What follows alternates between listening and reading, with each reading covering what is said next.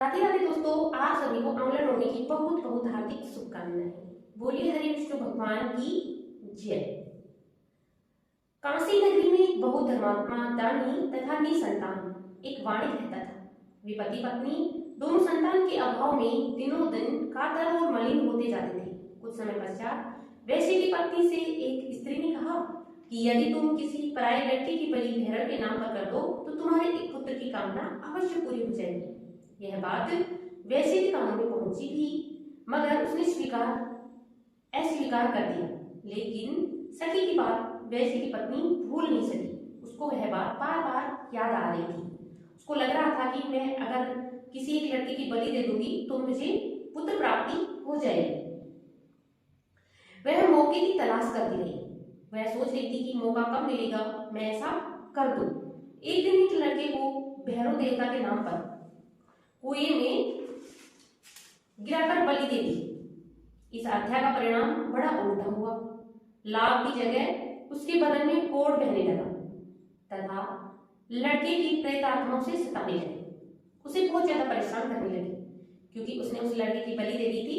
बलि देने के कारण उसकी आत्माओं से बहुत ज्यादा परेशान करने लगी। दिन प्रतिदिन वह बहुत ज्यादा दुखी रहने लगी।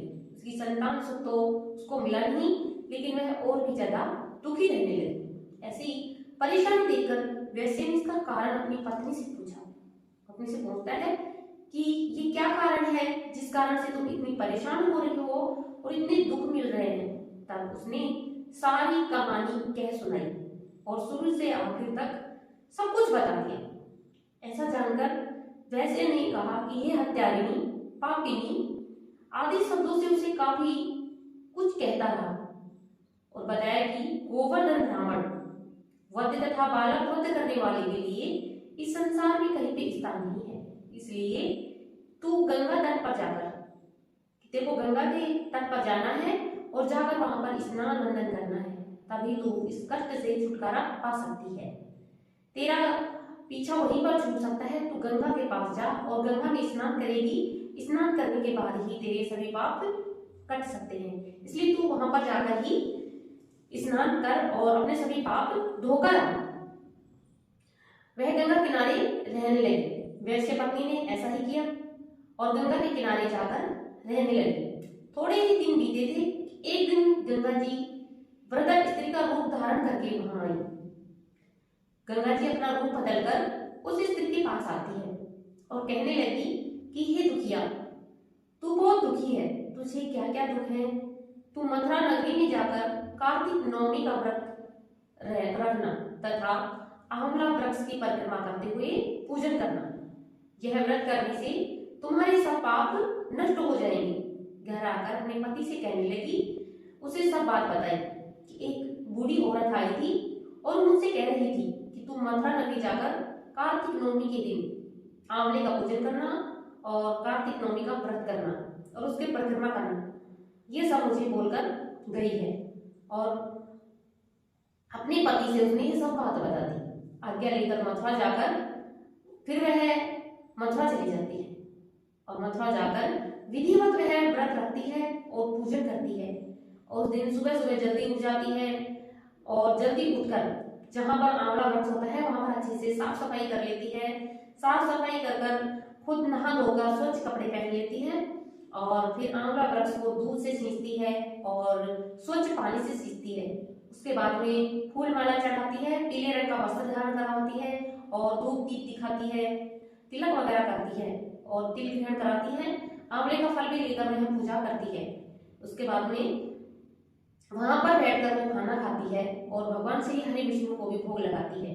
भोग लगाकर वहां खाना खाती है और विधि विधान के साथ में यह व्रत पूर्ण करती है और आंवला वृक्ष की पास बैठकर आंवला नवमी की कथा सुनती है। आंवला नवमी की कथा सुनने बगैर व्रत अधूरा रहता है, इसलिए आंवला वृक्ष के पास में बैठकर ही यह कथा सुननी चाहिए। और साथ ही विनायक जी की भी कथा सुननी चाहिए। विनायक जी की कथा के बिना सभी व्रत और कथाएं अधूरी रहती है, इसलिए हमें साथ में ही विनायक जी की कथा जरूर सुननी चाहिए। ऐसा करने से भगवान की कृपा से वह दिव्य शरीर वाली हो गई, उसके सभी पापों से मुक्त हो गई। उसने बहुत ही नियम से यह व्रत किया था और पुत्र लाभ अगर इस जन्म में गोलोक को प्रस्थान कर दे भगवान ने उसको अपने चरणों में जगह दे दी और उसके सभी पाप कट गए। हे हरि विष्णु भगवान, जिस प्रकार से आपने उस औरत के सभी दुख पाप हर लिए और उसको गोलोक में स्थान दिया, इसी प्रकार से सभी के दुख पाप हरना और सभी को अपने चरणों में स्थान देना। बोलिए हरि विष्णु भगवान की जय। एक आंटी बुढ़िया थी, रोज गणेश जी का पूजन करती, माला फेरती, गणेश जी राजी हो जाते। बुढ़िया माँ पर गणेश जी को बहुत ही खुश हो गई। बोले बुढ़िया माँ कुछ मांग। बुढ़िया बोली महाराज मुझे तो मांगना ही नहीं आता, मैं तो बहुत भोली हूँ, मुझे कुछ नहीं मांगना आता, मुझे कुछ पता नहीं है मुझे क्या चाहिए और क्या नहीं चाहिए। विनायक जी बोले अपने बेटे बहू से पूछ ले, या तेरे कोई और हो, बेटी हो या फिर अड़ोसन पड़ोसन यारी प्यारी जो भी हो, आप उससे पूछ ले। बुढ़िया अपनी बहू से आकर बोलती है कि हे बहू, गणेश जी से मैं क्या मांगू? गणेश जी मुझे बोलता है कि कुछ मांग ले। तो बहू बोली कि हे बुढ़िया माँ, आपके लिए पोता मांग लो, मेरे लिए पुत्र मांग लो, बुढ़ापे में पोते का मुख देख लो। बेटे से पूछा तो बेटा बोला धन मांग लो, बहुत धन हो जाएगा तो सब कुछ हो जाएगा। इस प्रकार से बेटे बहू ने तो अपनी मतलब की चीजें मांग ली। फिर बुढ़िया सोचती है कि क्यों ना पड़ोसन से पूछा जाए। तो पड़ोसन से पूछा तो पड़ोसन बोली कि बेटे बहू किसके हैं, तू तो अपने दीदी घोड़े मांग ले, नहीं तो बुढ़ापे में दुख पाएगी, खाट में पड़ी रहेगी, कोई किसी का नहीं है, तेरा कोई नहीं करेगा। अब बुढ़िया माई चक्कर में पड़ गई, सोचते सोचते सो गई। बुढ़िया माँ को नींद आ गई। सुबह जब नींद खुली तो उठी, नहा धोकर पूजन किया। पूजन करते ही गणेश जी आए। बोले क्यों बुढ़िया माँ, पूछ लिया क्या? बोली हाँ महाराज पूछ लिया। आप मुझे यह वरदान दो कि मैं अपने पोते को सोने के टोकरे में दूध पीता देखूं। विनायक जी बोले बुढ़िया माँ तू तो भोली भोली दीदी थी, मांगने के समय सब कुछ मांग लिया, तू तो बड़ी चालाक निकली। अच्छा ऐसा ही होगा, जब तेरे को सब कुछ मिलेगा।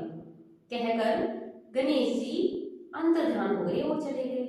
धीरे धीरे सारी बातें होने लगी, घर में धन दौलत भी आ गया और खूब धन दौलत हो गया, बहू के लड़का भी हो गया और बुढ़िया को आंखें भी मिल गई और घर में आनंद ही आनंद हो गया। हंसी खुशी से बेटे बहू भी और बुढ़िया भी हंसी खुशी से रहने लगे, सभी के खुशी के बाजे बाजने लगे। हे विनायक जी महाराज, जिस तरह बुढ़िया को सब कुछ दिया और उस पर अपनी मेहर करी, उसी प्रकार से कहानी को सुनते हुए को, पुकारा भरते हुए को और पढ़ते हुए को सभी को देना। बोलिए विनायक जी महाराज की जय।